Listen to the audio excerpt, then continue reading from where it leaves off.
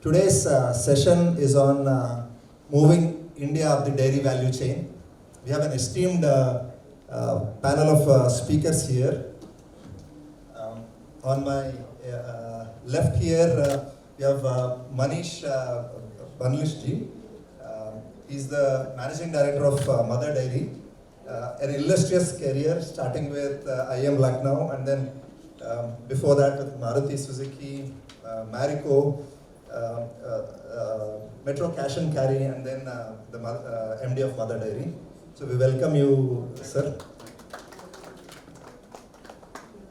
Next we have Mr. Srideep Kesavan, XLRA alumnus, lot of career at Coca-Cola, a lot of years at Coca-Cola, director and VP at Coca-Cola, country head at Olam International, and then CEO of Heritage Foods. Welcome, Srideep sir.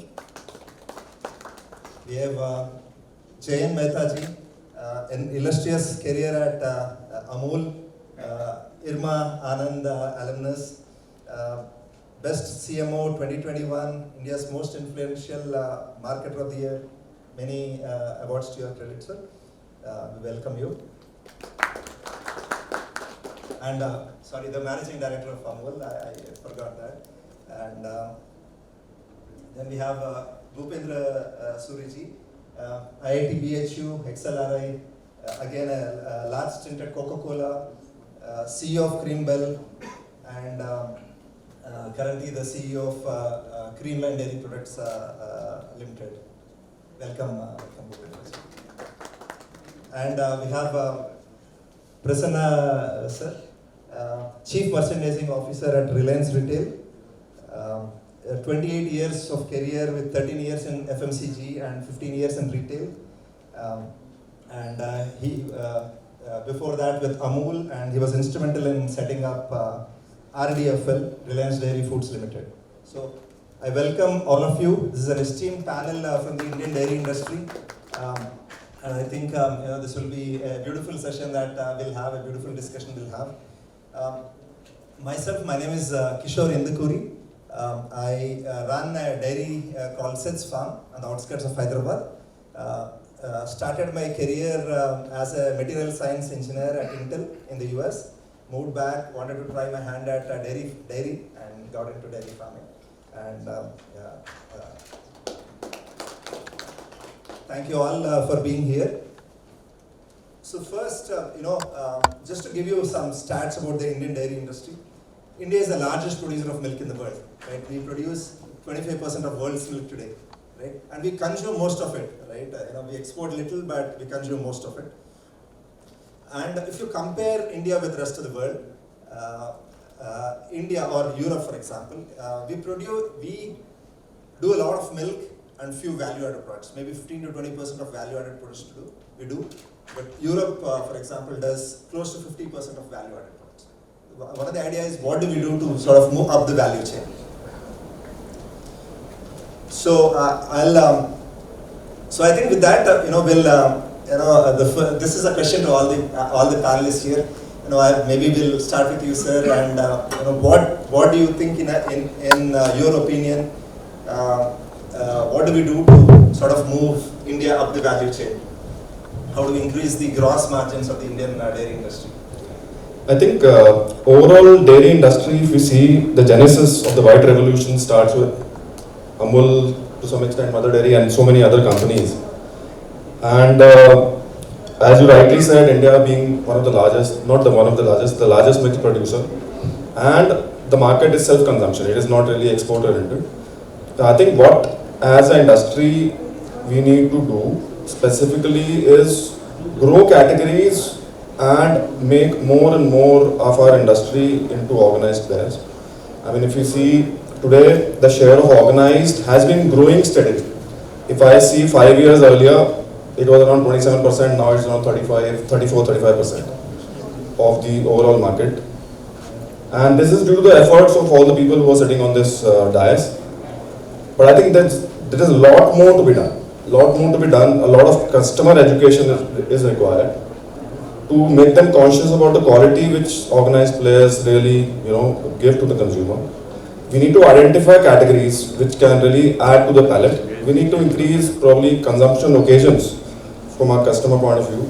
Introduce new products as available in the international market to the Indian consumer. And I think these are some of the steps which can be taken by the industry to increase the value equation for the organizations and also for the consumers. You would like to add, Manish? Was I supposed to add? Or? Please, if you Okay, thank you, Kishore, for that question. I represent Heritage Foods. It's headquartered in Hyderabad, so I'll speak a little specific to Telangana. There are multiple, I think, over the course of next many minutes we'll discuss more in detail. But at a very high level, this conversion from unorganized to organized is actually the first major step in terms of improving value in the industry. As an unorganized sector, typically, if you see, a milk vendor who brings untreated, unpasteurized milk in the neighborhood, and this is happening even in a metro city like Hyderabad. Certain 20-25% of the people continue to purchase from these vendors. There is a lot of value lost in it. First of all, it is part of the unorganized economy, informal economy, where it doesn't come into the tax bracket for the government. There is very little value addition that is created on that milk. So that's the big value loss. And for Telangana, if I can call out certain numbers, roughly around 1.2 crore liters per day is the production, out of which only about 45 lakh liters per day is in the organized sector, both cooperatives and private players put together. So that's still roughly in similar range as the national average, about 35 to 40% is what is there in the organized sector, and 60% continues to be in the unorganized sector. And this is, I think, overall India number also is similar. But Telangana being a progressive state and having made several great strides in terms of industrial progress, has got a great chance of accelerating this journey and being a model state in the country. And here I am sure that there can be public-private partnership, cooperatives as well as the private companies can work together in making this happen. Like I agree with Manish ji that a lot of consumer education is required in terms of why packaged milk is better than unpackaged, untreated, unpasteurized milk that vendors are providing. And that's a very first step. Second is in terms of the milk quality itself. As an industry, payment for the milk product for the farmer is made basis solids and the quality of the milk. And as the solids in the milk increase and the quality of the milk improve, the farmer remuneration increases. And there is a great opportunity in Telangana also when we compare with certain other states which are way ahead. Let's say, for example, Gujarat. So Telangana, I think, still has a long way to go in terms of improving so that's another area where we can work on in creating I'm speaking at a very high level in terms of increasing and improving value in the milk. Thank you so much. Thank you, first of all, the government of Telangana for hosting such a wonderful session and inviting us for this. And ours is perhaps a very unique session where a dairy farmer is actually moderating this entire session. And since milk is the largest agricultural crop of India and the value business of about 10 lakh crore rupees, it's all the more important that we think about moving up the value chain. So I agree with the both panelists who just spoke that packaged milk itself is the biggest value addition we can start with doing this in this business. And I can talk about Amul with a turnover of about $9 billion or 72,000 crores. Half of the business turnover comes only from pouch milk. So this is where is the kind of opportunity that we see and the growth that as the Indian dairy industry we can build up towards. I'll put some numbers in perspective to give an idea of what is the opportunity that lies ahead of us. We've seen the journey of last 75 years and India becoming from importer to a self-sufficient nation with a population of more than 1.4 billion people. India produces close to say 220 million metric tons of milk in a year, which comes to, I'm putting simple numbers which all of us can understand, 60 crore liters of milk per day. 1/3 of this total milk is retained by the farmer, is consumed in his own household and the villages. So that takes care of 20 crore liters. Of the remaining 40 crore liters, about 25-30% comes into the organized sector. So that comes to 12 to 13 crore liters of milk per day. Cooperatives handle half of it, private sector handles half of it. So, and Amul is 3 crore liters per day. So per se we handle 25% of the milk in the organized sector, but 1/5 of the total milk in the country. What has happened is the conversion from loose and unorganized to packaged and branded in the organized sector. And that's been a trend which is happening very, very gradually over the last several decades. As India started becoming, improving milk production, this shift also started happening. What is important now is that thanks to COVID, the shift has become very fast. People have stopped trusting the loose and unpackaged products and moved into packaged products. So it is across dairy product categories I can name.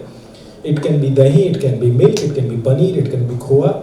People are not trusting the loose one because of the health and hygiene reasons.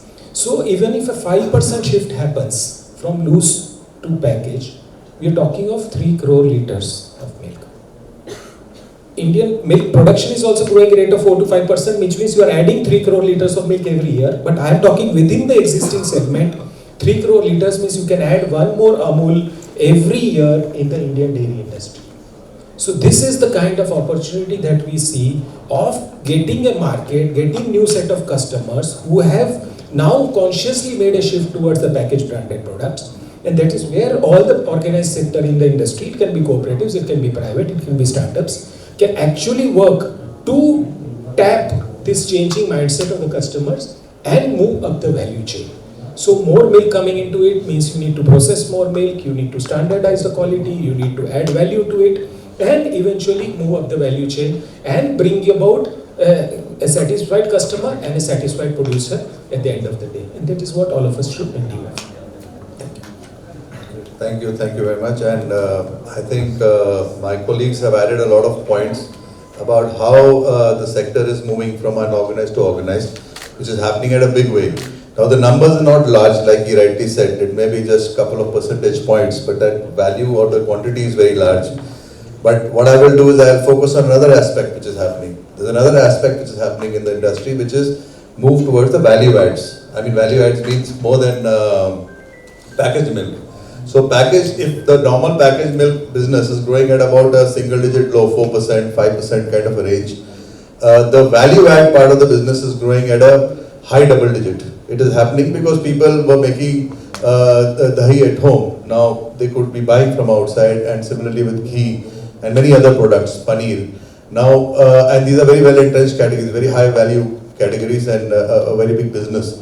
Now, if these categories are growing at about 15 to 20%, and if milk is growing at 4%, and you drag this equation over next 10 years or 15 years, you will realize that the same math which Kishore was talking about, which is how the mix will change towards value add. So finally what it leads to is a higher value per liter coming back to the company and to the farmer, in short. I mean, that's how the chain works. So according to me, this is a very, very big move which is happening. It's almost like a silent revolution at the back which is happening. The question is, how can we speed it up? So one, you can say it's happening at a particular rate. Can this be speeded up? And we all are sitting here, or we are discussing things and how we can speed this up in some fashion. Now I'll give you another statistics, and I spent all my life in a company like Coca-Cola, which is an FMCG company. Now the kind of marketing spends that we have there to build categories, to build locations, to build people to move to certain categories and certain locations, there's a certain amount of, let's say 10% of the revenue goes into that. But most of the dairy industry spends about 2 to 3%, because primarily the margins are such in the industry that we work in that fashion. But largely you have to build these categories and build the value add at a much faster scale, which will bring back the money to the farmer in one way or the other. But it needs to be done and focused upon. So I think that's what I would add to what my colleagues have been talking about. Thank you, Bhupendra. Yeah, thank you everyone. I think all panelists has given their view related to dairy sector. And I bring the perspective of shoppers. I represent organized trade. And just to give everybody a quick number, in India, if you look India as a whole, the modern trade or organized trade is around 15 to 18%. But when you start looking at metro, it is becoming 35 to 40%. And it becomes important to see how we can cater as a dairy industry and take learning from all across. And that's the point of view I will bring, like what does a FMCG company do to add the value. But I still agree the point of view on the value addition brought by all of them. I'll say, if somebody asks me what is the value addition for dairy, from my point of view or organized trade point of view, is not the Irish coffee. And it is not the 30 variants of cheese. Do I sell? Answer is big yes. I will continue selling those kind of variant, and still the value addition remain in 4 or 5 things. Milk, obviously, that's where the dairy sector has worked. The 3 or 4 area which I will say where value addition works very well for me is a paneer. The way we sell paneer, the way we sell dahi. And pouch dahi is the most revolutionary product which dairy industry has done for us in organized trade. So still I'll say, if I'll say, I run a theme called Doodh ke daam mein dahi. You need not to make dahi at home. We will provide the consistent quality the way all the dairy, whether mother dairy, Amul or private dairy, they provide the set dahi. And if we have to do value additions, again, some of my panelists were asking me before we started the discussion, is cheese important? My answer is yes, cheese is important, but more than that, I'll say the big opportunity for Indian taste.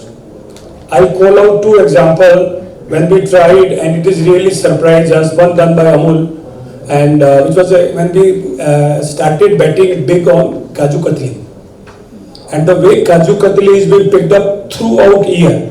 Kaju Katli is Indian. Would you like to eat again and again? Answer is yes. And second example I will take from Mother Dairy, which is Misti Doi. If I do Misti Doi, we are very clearly saying not only Calcutta, in Mumbai, my customers is liking it. Is very close to Srikhand or anything else. So that's the one perspective. I think people should not become fancy. And I represent shoppers. Just to give one number, average Indian income is $2,000 US, whereas the shoppers who visits me, their average income is around $7,500 US, and almost on the living standard measure they are much higher, but their all patterns are similar. If you do innovation on potato, we have seen big success. I'll give one more example. Recently our team did on humble potato an experiment which can be relevant for dairy.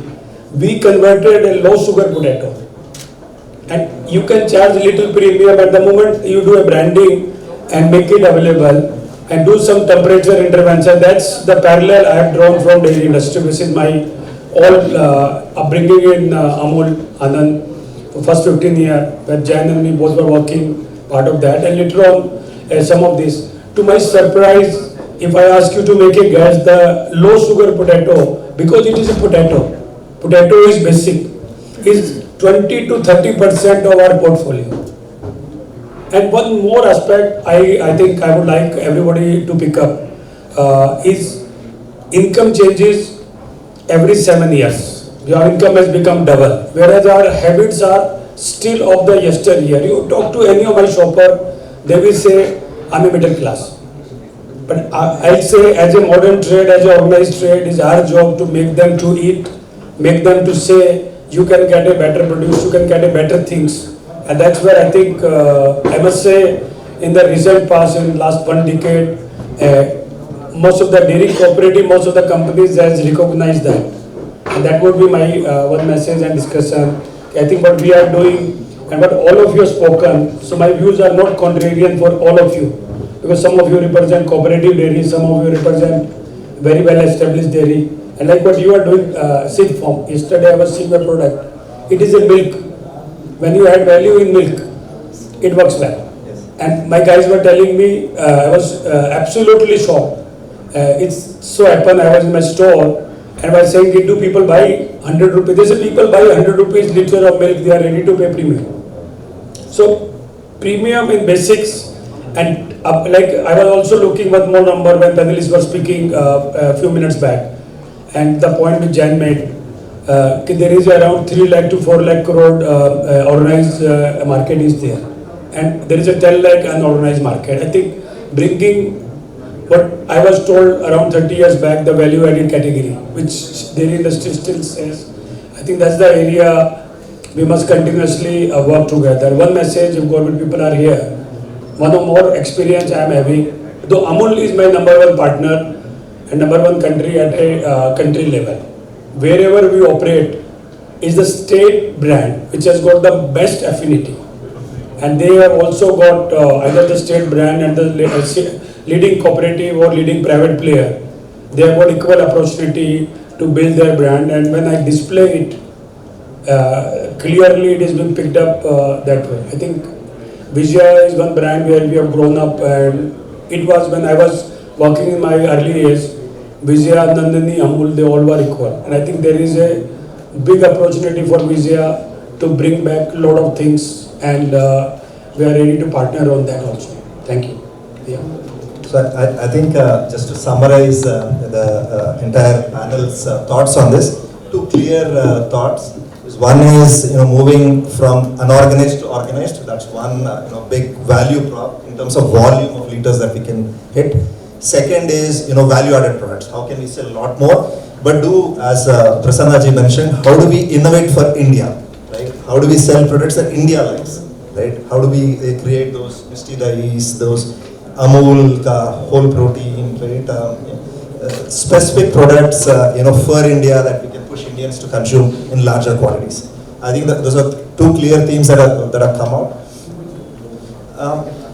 One specific question I wanted to ask Jayen ji is, are there any practical hurdles that you face in moving up the dairy value chain? Right? Are there any hurdles that you see?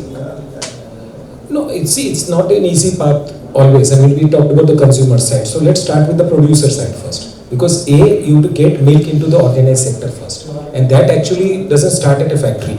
It starts at a village. And in a village, when you organize the farmers, cooperative is one solid way to get the farmers together and pay them the largest share of the consumer's rupee. So this is one moment which is now accepted not only in India but around the world, that this is one model helps in creating infrastructure at the village level, giving a sustained income to the farmers round the year through an institution with themselves own. Putting up infrastructure in the villages, looking after the feeding of the cows, looking after the breeding of the cattle, productivity of the cattle. So that is the most important work which needs to be done, which has been done in a very fairly way, a successful way across the country.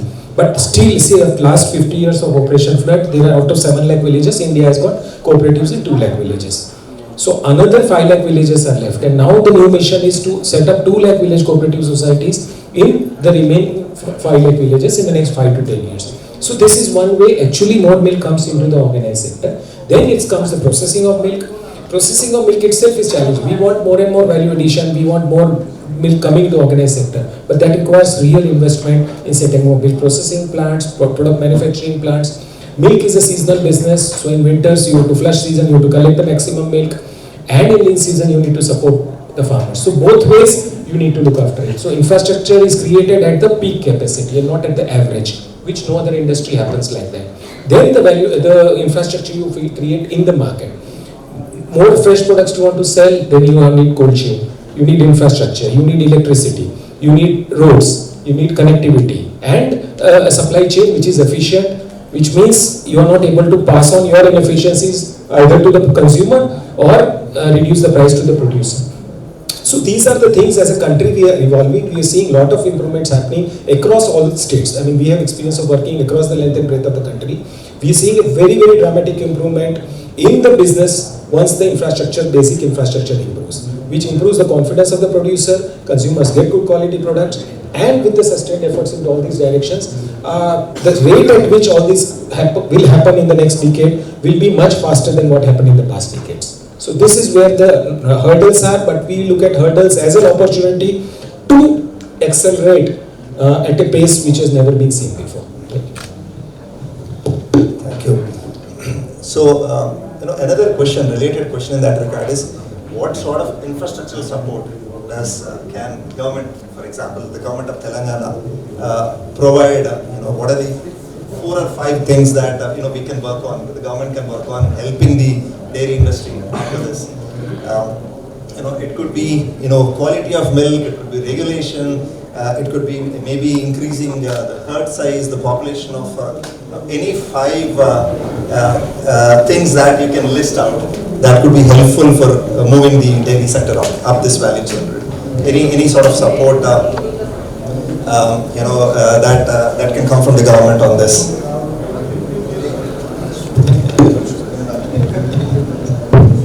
I think we can all instead of one person jotting down 5 points, it will be a long one. So rather, one by one the point can be jotted down. I think Telangana state as such is a little deficient on milk, in the sense we get milk from neighboring states as a result of that. I mean, if I know the numbers, what I've heard is about 116,000 liters is required or something to that effect, and then instead of that we are having about 50% during the the period of shortage, and in the flush we reach near about that, but there is a gap there. So the point is that somehow through feed, breed, whatever the work that can be done on the ground, AI services, I think a lot of work, and somewhere the farmer has to get engaged in the work. They have to make money too and buy more cattle, and cows, and they have to do that part of the work. So I think somewhere a lot of work needs to go in trying to increase the average productivity. So one thing as a number is that average productivity of India is much lower, which you are all aware, and it was about 5 sometime back. Now I think they say it's 7 liters per day. But then the point is that we need to grow this number up, and as we grow this number up, the whole viability of the supply chain comes, and for that there is a lot of work that needs to go out on the ground. So I think that's one thing I would point out as a very important piece which the Telangana government needs to look at and work upon.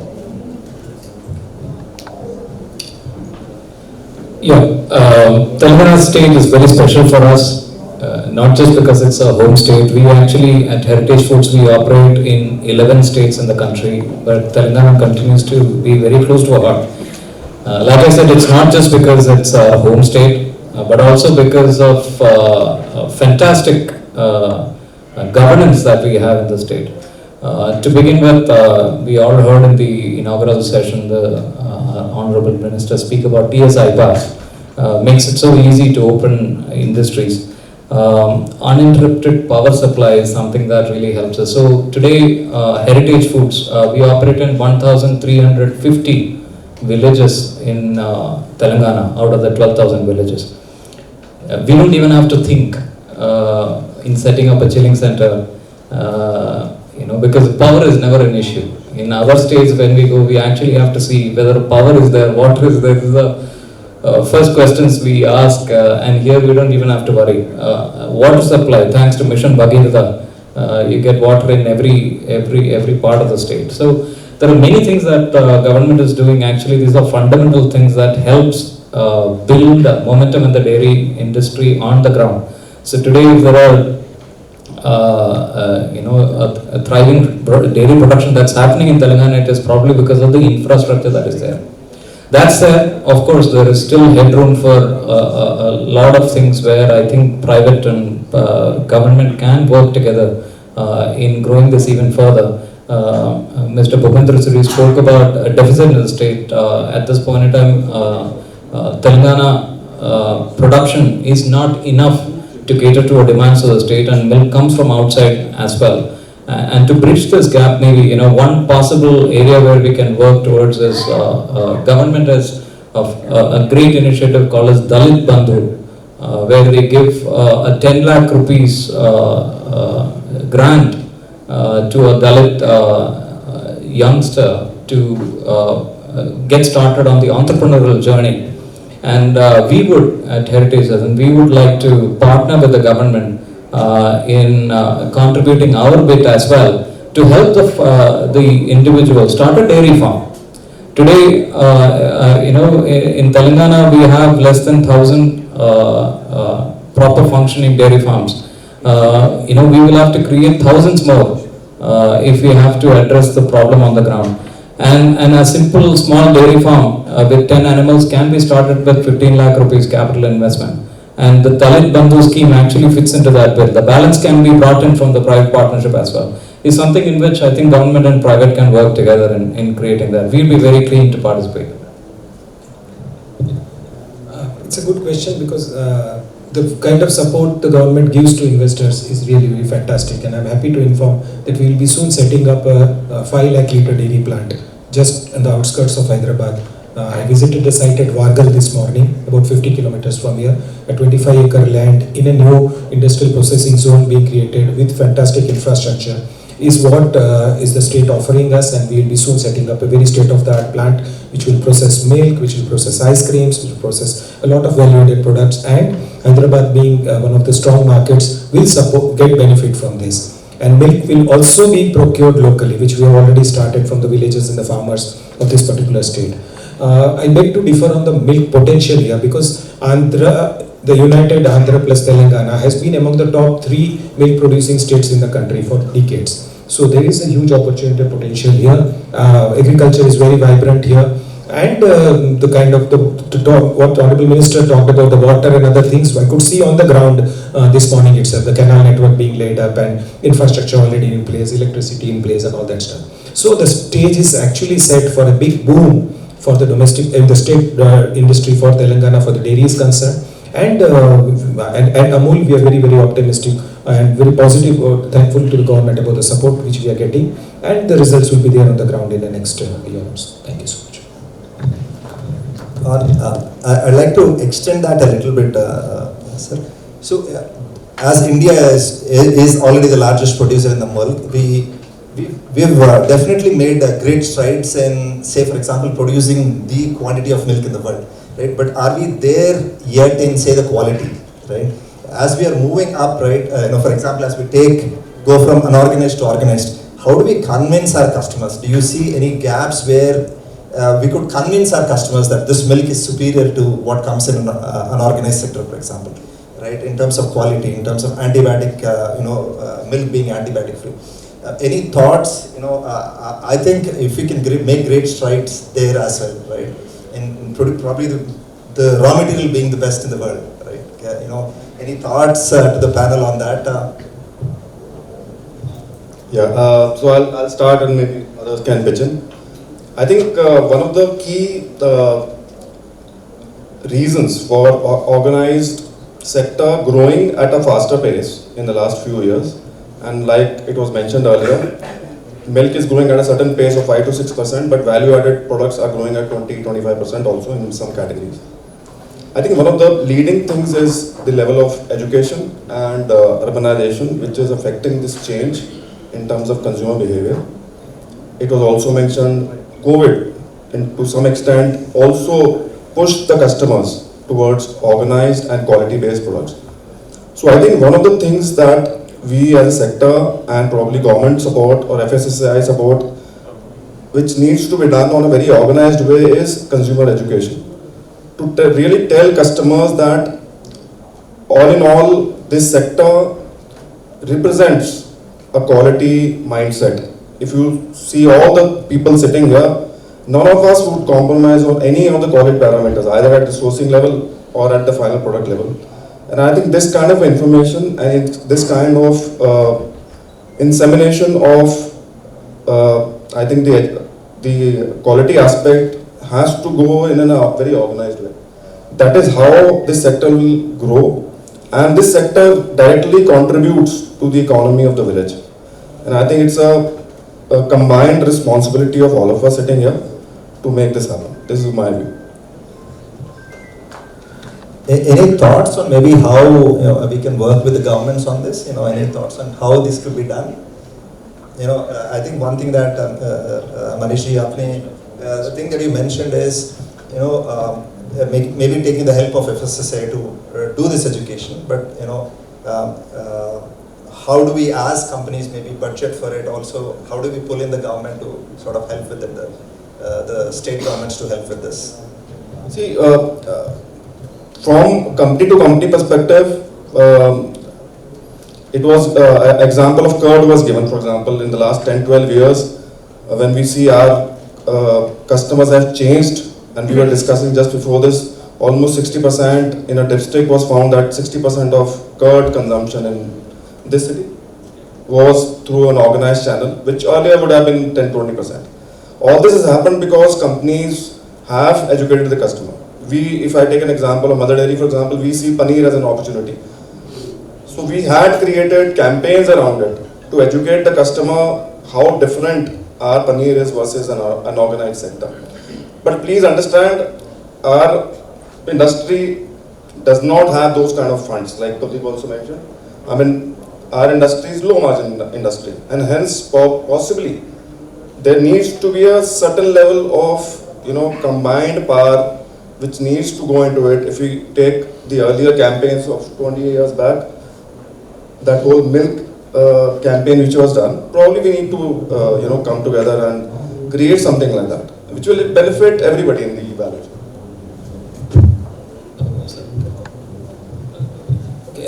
The point is very true, because the government has a big role to play, A, in form of setting of a policy, and B, important is implementation of the policy. Sometimes what we see, the responsibility of creating the trust in the customers is primarily the responsibility of the brands. So if you look at Amul or talk about Amul, customer blindly trust Amul because they know the processes are all right. And that's what all of us, our job is to ensure that. But sometimes there are certain lacunae or the change in the technology which the government or the food safety authorities are not quick in realizing this. I'll talk of a simple product, adulteration of a basic product which is very important for all of us is ghee. So the current testing methodology of ghee as per the food safety norms using the RM value is a thing which the manipulators have actually cracked it. So we at Amul have gone a step further, and we are using the more sophisticated technology, using the gas chromatology thing, and after GC testing you can find out that what is the adulteration of different types of things. So the government and the policy also has to make cognizance of the change happening by the people who are doing adulteration in the market, and enact laws to ensure that is there. Similarly, people call their product cow milk, people call their product buffalo milk. Are they genuinely cow milk products? Are they genuinely buffalo milk products? So the new technologies are available to do that. The faster we implement it, we will keep the trust of our customers intact in this particular thing. Great. Any thoughts? Yeah. So first of all, we have made great strides as a country, as an industry in the last 30-40 years. So incredible is the journey that has been. And that said, there is still many more miles to cover. As a country, we still have 300 grams of milk per person per capita consumption, and most markets and most states it's pretty similar. If I can just break down the components, and I was having a conversation just before the panel started about the components of milk and about protein. For example, an average Indian needs to consume about 75 grams of protein a day. And if 300 grams is the consumption of milk, that's about 10 grams of protein coming from milk alone, right? So there is headroom for so much of improvement in terms of nutrition that dairy as an industry can deliver, and what an average Indian can have, right?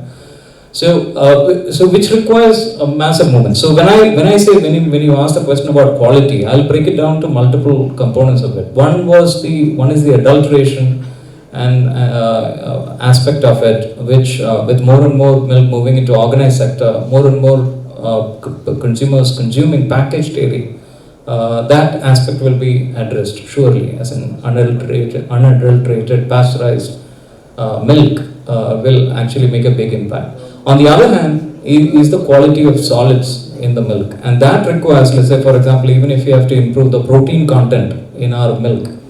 India is a country with multiple breeds of animals.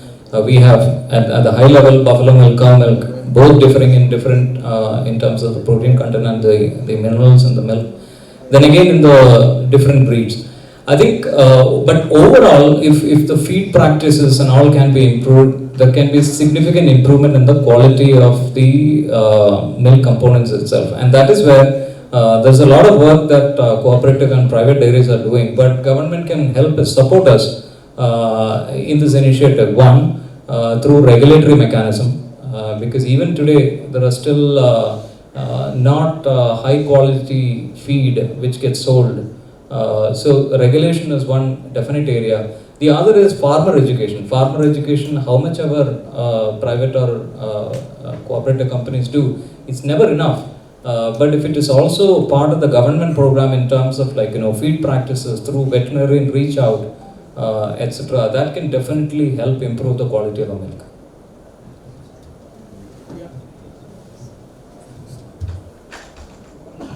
So my views as I am looking dairy sector versus any other sectors, any other agriculture sector.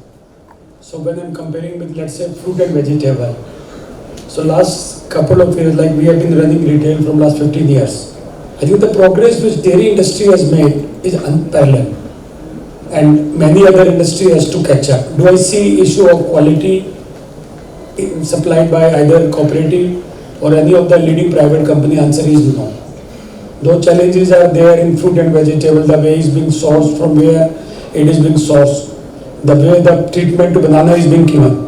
So as a corporate, it's the way I take care of fruit, and those challenges doesn't exist in dairy. The third thing I'll say, that dairy is one business in India, it is the most efficiently run. The entire milk pouch economics, I don't see in my store any parallel across 100 categories. Where you buy milk and the freshness is being maintained, the way it's being delivered. And I was there studying New Zealand model in Fodera, and the way the entire, I'll say the credit goes to milk cooperative operation, the entire white revolution, and that is set the parameter. Even when private comes, these all are being given. And one spurious thing is a big thing, ghee and many things, but in our case, in organized trade, since we buy directly from manufacturers.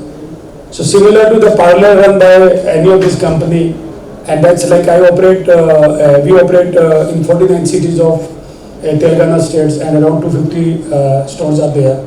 Also online delivery is there. We don't come across any such issues. If as a temperature abuse do we face, answer is at least in dairy, no. Very well managed, and I think big credit. And I always say, like I said in the first point, the biggest opportunity for dairy industry is how we can make Indian dairy products more familiar. Don't rush for, again I'll say the branded things, etc. Many fancy things which is happening across many FMCG sectors. If this happens, that itself is a very, very big achievement. And even one more point I'll add, in my fruit and vegetable business, we are saying, can we take inspiration from dairy? And that's where we are leading a very, very big project. This is what dairy has done. We are nowhere because that onus is with us. And one of the speaker, and I think one of the colleague who has come from, I think, Suri, in his keynote speaker, has mentioned the same thing. If fruit and vegetable require many more such things. I think debating quality other than adulteration, not on my top of my mind for next 5 years, 10 years. Increasing production, doing many things, increasing productivity, those can be the agenda. And otherwise we'll deviate from the main core thing, how we can increase dairy in India. Yeah, thanks. Great point about supply chain efficiency in dairy that has been created so far. So one question specifically for Jayen and Manish is, does India need maybe a product for one district or one product specifically for a district, maybe a ghee, for example, in one district in India, that you can sort of create a belt around, right? Have a network of farms around it, and then create an export model around it. Do you think that would that would be helpful? Would that work?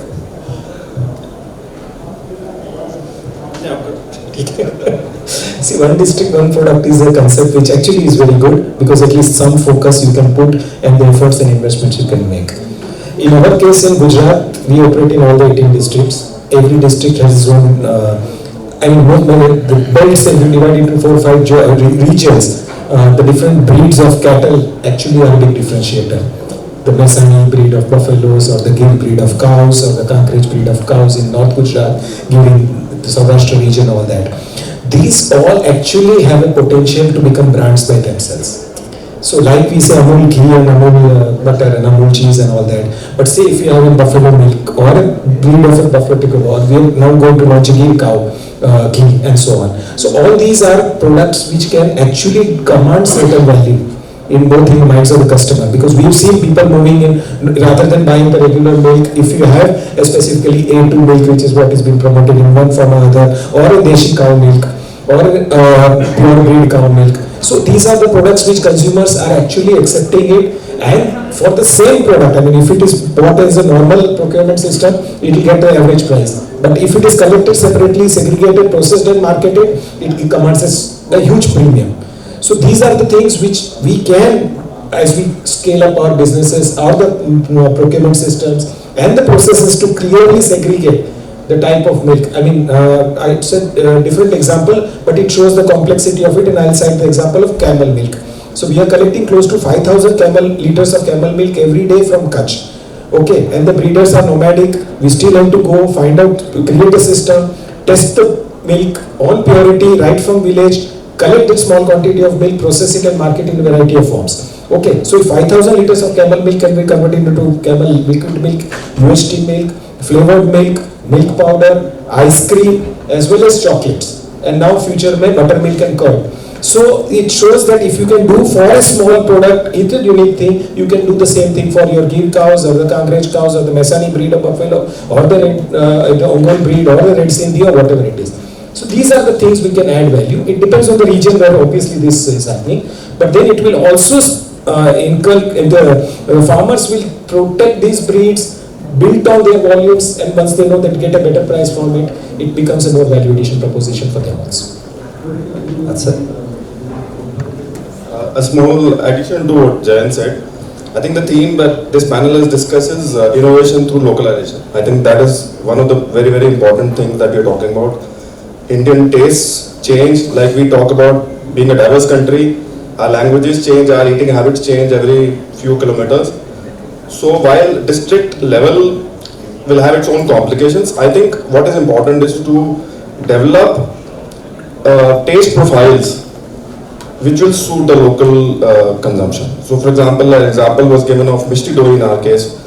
We have catered to that taste profile, and whenever a Bengali customer or a friend gives us a compliment on that particular product, it's a huge boost to our confidence. Similarly, when we look at dairy-based sweets, I mean, we have more than 60 varieties of dairy-based sweets which are available across various regions and countries. So, I don't think we have really tapped that potential. There is an opportunity that we create products to taste the local profile, use it for selling into that particular area, district, take it out from that district to other places in India, or even export. I think this is what I think can be an opportunity for our industry. I'll take that into a related question. One of the questions that we were discussing was: is there a scope for marketing, for example, buffalo milk? Is there a scope for marketing, say, Desi cow milk in a big way, right? And our experience at SidsFarm has been there's a huge demand for buffalo milk, right? And we have Muscati also, readers from Muscati in the back. They sell a large quantity of buffalo. When we started as a dairy farm, right, just producing cow's milk, people in Hyderabad asked me, right, anytime we went and talked to customers, said, Hyderabad mein buffalo milk haan, right? Because there's a strong demand, right, that maybe got subdued because milk was no longer available. There's a strong demand we feel for buffalo milk across the country. Bangalore, maybe in every state we sort of talk to, there are these products that used to be consumed, buffalo milk in this case, and Desi cow milk. If if it can be marketed specifically from a particular district, say, right, we can create a probably hub of maybe 50,000 liters of buffalo milk in a district, right? We definitely feel at SidsFarm as a small dairy operating, there's a lot of scope for it. Any thoughts, as a larger industry players, that you see, on buffalo milk or Desi cow milk? If you would like to add a few words. I know we are running short of time, but Yep. We are selling close to 6-7 lakh liters of buffalo milk, branded as buffalo milk every day. Amul Gold is our largest selling product, but the buffalo milk with 6-7% fat is also emerging as a very big product category. Fact is, half the milk in India is buffalo milk. So there is no limit to it, and all the buffalo milk in India is A2 milk. So more the A2 movement spread across the world, Indian farmers and India producers will benefit a lot by this particular movement. But yes, there is a premium which consumers are willing to pay for high quality buffalo milk, and that's what we as brands are leveraging it, and across the country it's a trend which you have rightly spotted. Thank you. So I'll take one more minute. I know I'm running out of time. Any thoughts on how we can push the dairy startup ecosystem? Any thoughts? What can be done? Any specific segments that could be boosted? So you asked me to respond on this. My answer still goes back what I said in the beginning. The startups should not look for fancy things in India. They should look Indianized product. So I'll take one example, though it's not startup, ITC has done with us. So what ITC did, they have created milkshake with the fruit pieces. And in our stores, we are able to sell 10 million pieces of that in a year. Super. So I personally thought as a student of dairy working in Amul, such things would not work. But when the moment we put those kind of things, if you bring anything which is alien in India, it will remain niche. So I think looking at niche doesn't serve, because India, everybody, you should understand one thing. This is the only category among many categories, I'm saying from a retailer perspective, where 100% penetration is. In my store, when I deal hair color, maybe 2% people are using, and some category it is being used by 20%, 30%. Milk is being consumed by everyone, and everybody wants to consume milk in one form or another form. So startup can do what large cooperative or large player can't do. There is a gaps available. Like I'll say the way your company has done. You've gone into a milk which is a premium milk. Yes. And you have clearly in the store which I visited, you are having a 10 share. Yes. So that's my message to all the startup, and we would be happy to experiment any of those things. Yeah. Thank you, sir. I think in the interest of time, I would we will sort of stop the end discussion here. It was a beautiful discussion. I definitely have my list of points that I've kept in my mind that I will give to the team here. As to what we can work on, what the government of Telangana can help with. And thank you guys for your time. It's been wonderful speaking to all of you.